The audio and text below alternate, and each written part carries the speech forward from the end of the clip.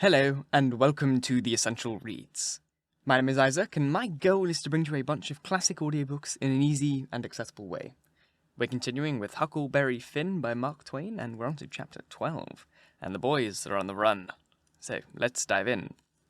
Support the show, like, subscribe, and do all the things that help me get through each day. It's been a rough week, guys. Oh dear. Let's begin. The Adventures of Huckleberry Finn was written in a time when terrible slurs and actions were used to oppress the African American people. These words and actions still cause harm today, and I, Isaac, would never wish to do so to any of these people. Any racial slurs that occur in this book shall be bleeped to avoid causing offence, and to guarantee that I can get paid for making these videos. I do, however, believe that you cannot censor the past, and that by trying to censor books, you are trying to pretend that the actions of our ancestors didn't happen. And for this reason, the book shall be remaining unchanged apart from these little bleeps. If you still find this triggering or offensive, then please check out another book. Huckleberry Finn by Mark Twain. Chapter 12.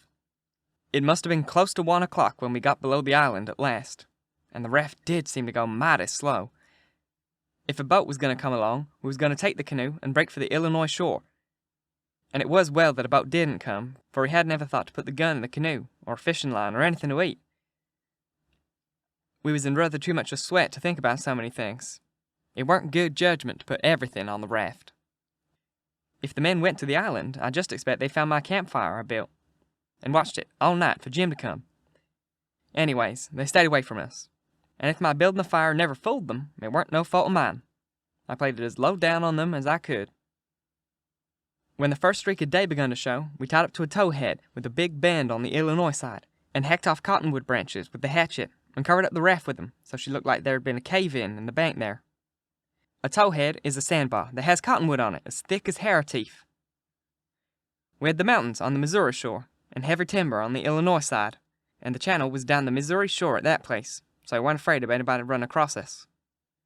We laid there all day and watched rafts and steamboats spin down the Missouri shore, and upbound steamboats fight the big river in the middle. I told Jim about the time I had jabbering with that woman, and Jim said she was a smart one, and if she was to start after us, she wouldn't sit down and watch a campfire. No, sir. She'd fetch a dog.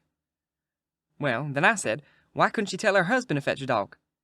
And Jim said he bet she did think of it by the time the men was ready to start, and believed they must have gone to town to get a dog, so they lost all that time, or else we wouldn't be here on a towhead 16 or 17 miles below the village. No, indeedy. We would be in that same old town again.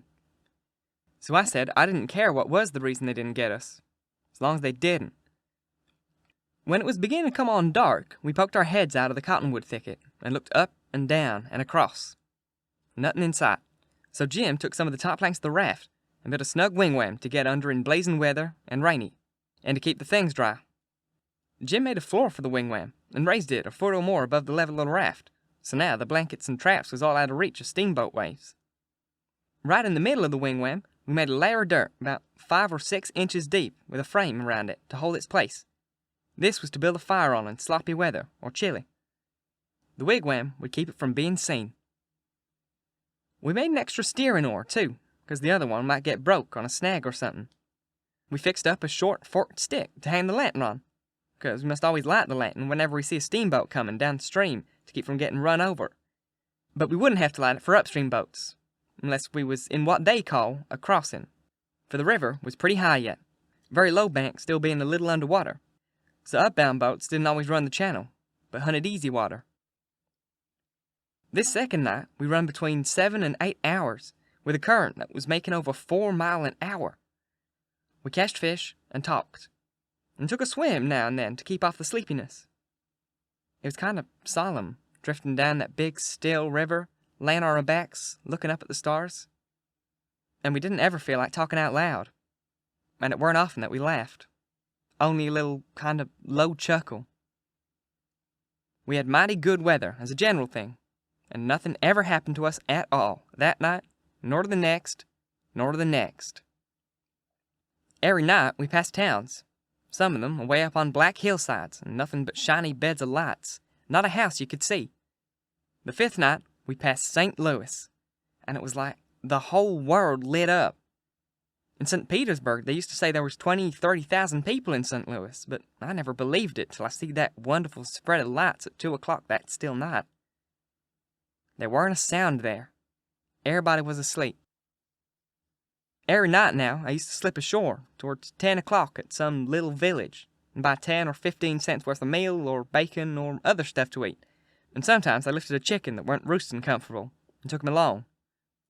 Pap always said, take a chicken when you get a chance, because if you don't want him for yourself, you can easy find somebody that does. And a good deed ain't ever forgot.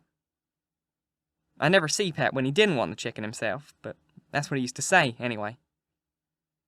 Morning, before daylights, I slipped into a cornfield and borrowed watermelon or mushmelon or pumpkin or some new corn or things of that kind.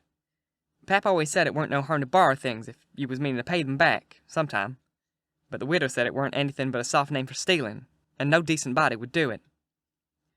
Jim said he reckoned the widow was partly right, and Pap was partly right. So the best way would be for us to pick out 2 or 3 things from the list and say we wouldn't borrow them any more. Then, he reckoned, it wouldn't be no harm to borrow the others. So we talked it over all night, drifting along down the river, trying to make up our minds whether to drop the watermelons or the cantaloupes, or the mushmelons, or what. But towards daylight, we got it all settled satisfactory, and concluded to drop crab apples and persimmons. We weren't feeling just right before that, but it was comfortable now. I was glad the way it came out, too, because crab apples ain't ever good, and the persimmons wouldn't be right for 2-3 months yet. We shot a waterfowl now and then that got up too early in the morning, or didn't go to bed early enough in the evening. Take it all round, we lived pretty high. The 5th night below St. Louis, we had a big storm after midnight, with a power of thunder and lightning, and the rain poured down in a solid sheet. We stayed in the wigwam and let the raft take care of itself. When the lightning glared out, we could see a big, straight river ahead, and high rocky bluffs on both sides. By and by, I says, "Hello, Jim! Look yonder!" It was a steamboat that had killed herself on a rock. We was drifting straight down for her. The lightning showed her very distinct.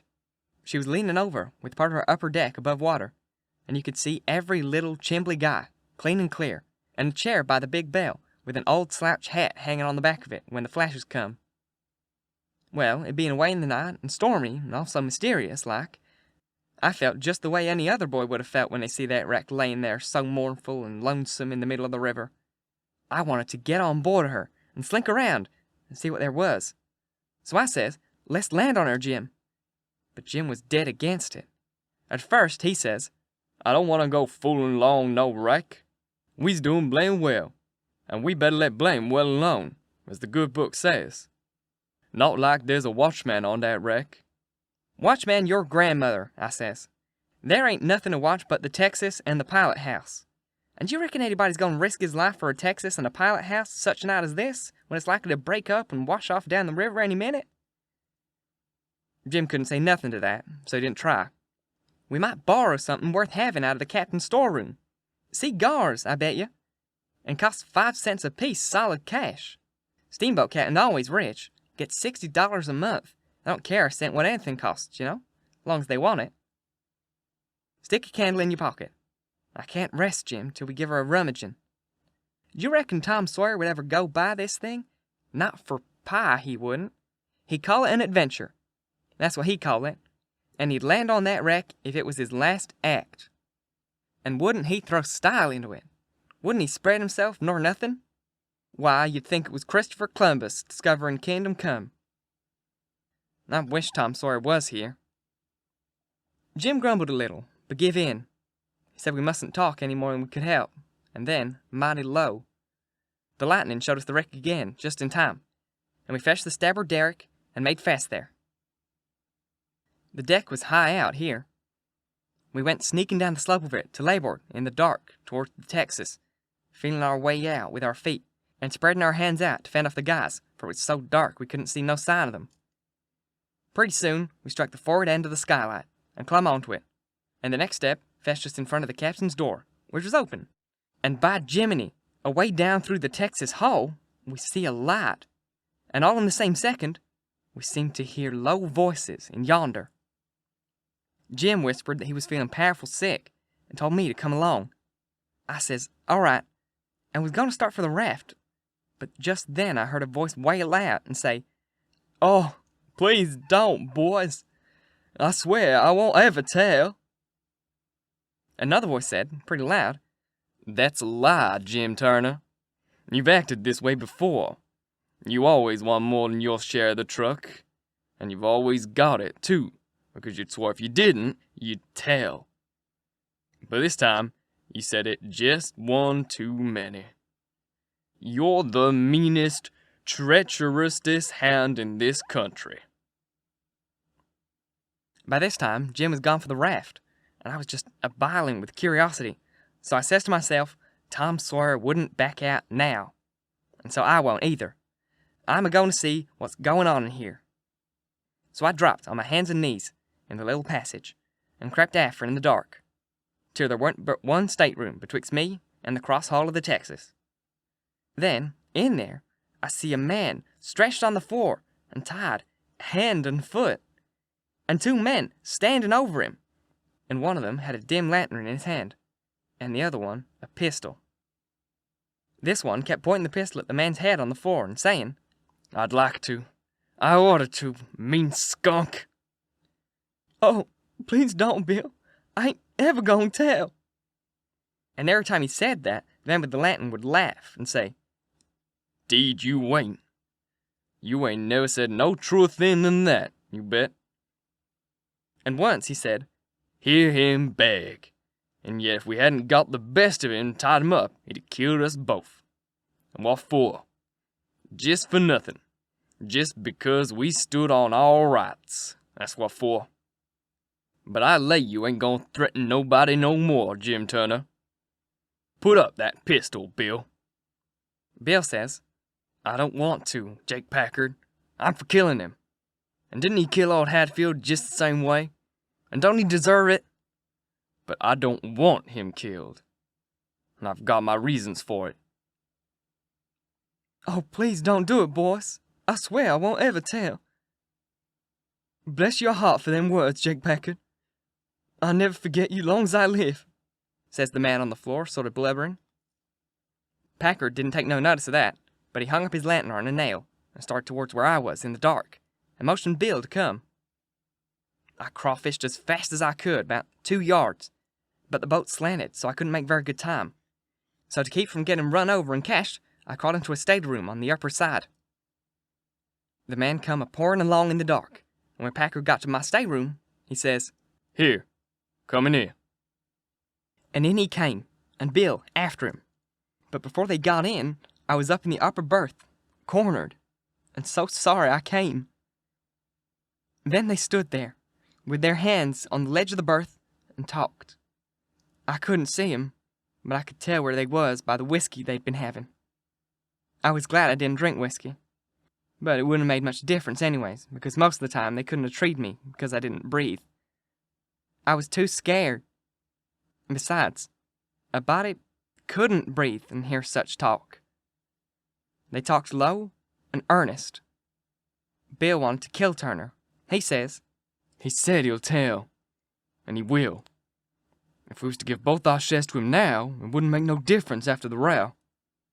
And the way we served him. Sure's you're born, he'll turn state's evidence. Now you hear me? I'm for putting him out of his troubles." "So am I," says Packard, very quiet. "Blame it, I sort of begun to think you wasn't." "Well then, that's all right. Let's go and do it." "Hold on a minute. I ain't had my say yet. You listen to me. Shooting's good, but there's a quieter way if the thing's got to be done. What I say is this. It ain't good sense to go courting around after a halter. If you can get at what you're up to in some ways that's just as good, and at the same time don't bring you into no risks. Ain't that so?" "You bet it is. But how you gonna manage it this time?" "Well, my idea is this. We'll rustle around and gather up whatever pickings we overlooked in the staterooms, and shove for shore and hide the truck. And then we'll wait. Now, I say it ain't gonna be more than 2 hours before this wreck breaks up and washes off down the river. See? He'll be drowned. Won't have nobody to blame for it but his own self. I reckon that's a considerable sight better than killing him. I'm all favorable to killing a man as long as you can get around it. It ain't good sense. It ain't good morals. Am I right? Yes, I reckon you are, but suppose she don't break up and wash off. Well, we can wait 2 hours anyway and see, can't we? All right, then. Come along. And so they started, and I lit out, all in a cold sweat, and scrambled forward. It was dark as pitch there, but I said in a kind of coarse whisper, "Jim!" And he answered up, right at my elbow, with a sort of moan. And I says, "Quick, Jim, it ain't no time fooling around and moaning. There's a gang of murderers in yonder, and if we don't hunt up their boat instead of drifting down the river, these fellas can't get away from the wreck. Is one of them gonna be in bad fix? But if we find their boat, we could put all of them in bad fix, for the sheriff to get them. Quick, hurry. I'll hunt the larboard side, you hunt the starboard side. You start at the raft and..." Oh, my lordy lord raft. There ain't no raft no more. She done broke loose and gone. And here we is. Thank you so very much for listening. If you enjoyed, please like, comment, share, all that jazz. And if you really enjoyed, do subscribe or join the channel to support me and do all the wonderful things that I can do for you here. And if you're listening on podcast, please share the show, write a review. Your reviews are really nice. They make me feel really good inside, which is beneficial during dark periods of my life. They're very beneficial. Thank you very much for all of them. If you want to support the show as well, there's a link in the description box there, and you can click that, and it is like a, "Here, Isaac, have some cash. I like what you do, and you need to pay rent," and things like that, which would be nice. Yeah. The boys are in a bit of trouble. The accents are hard to understand there, especially Jim sort of towards the end. But they've broken onto this boat. There's a troop of gang members or murderers, whatnot, and they can't escape because their raft has, in the storm, broken off from the bigger steamship. So now they're stuck on this steamship with 3 murderers and seemingly have no way of getting off. So, let's see how this concludes, hopefully, in the next chapter in a couple of days. I'll see you then. Bye-bye.